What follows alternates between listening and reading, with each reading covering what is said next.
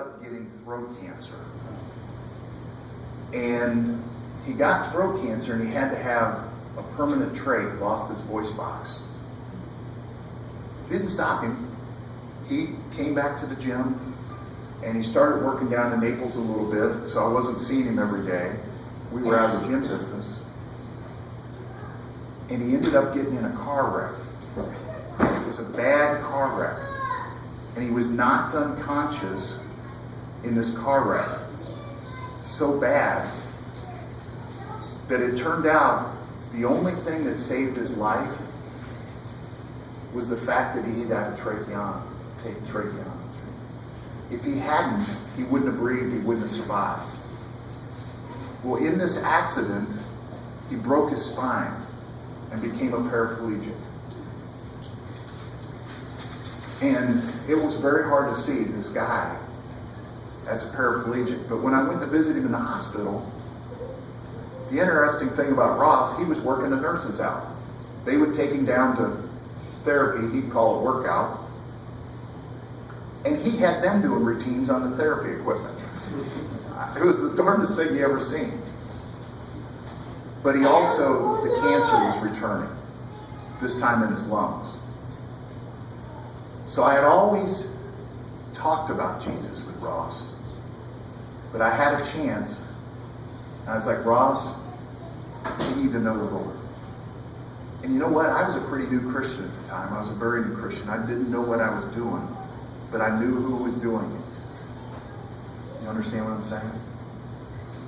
And I got out of the way, and I had a chance to pray with Ross in the hospital. And he passed away 3 days later.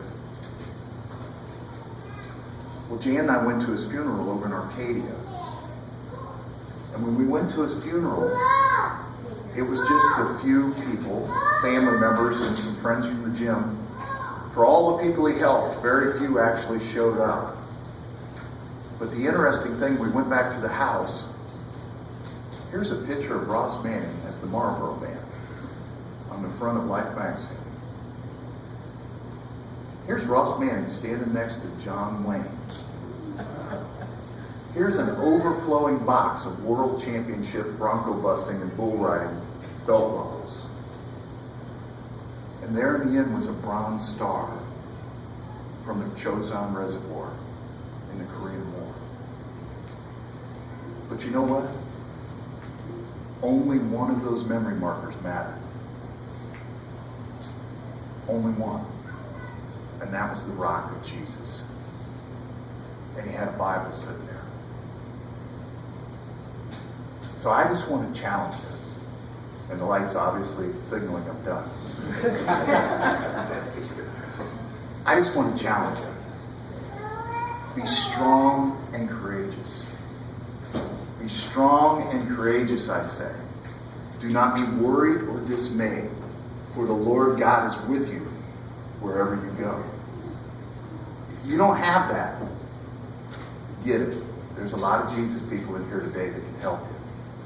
If you got a friend that doesn't know it, tell him. Tell her. Don't be scared to be rude. Let them know they need Jesus.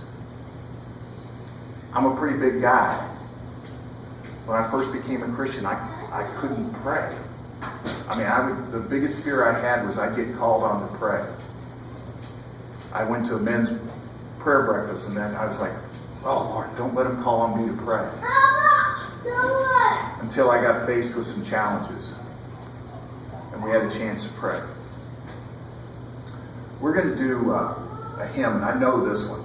And I sing terrible, I promise you. And I have a microphone. So you can sing as loud as you want.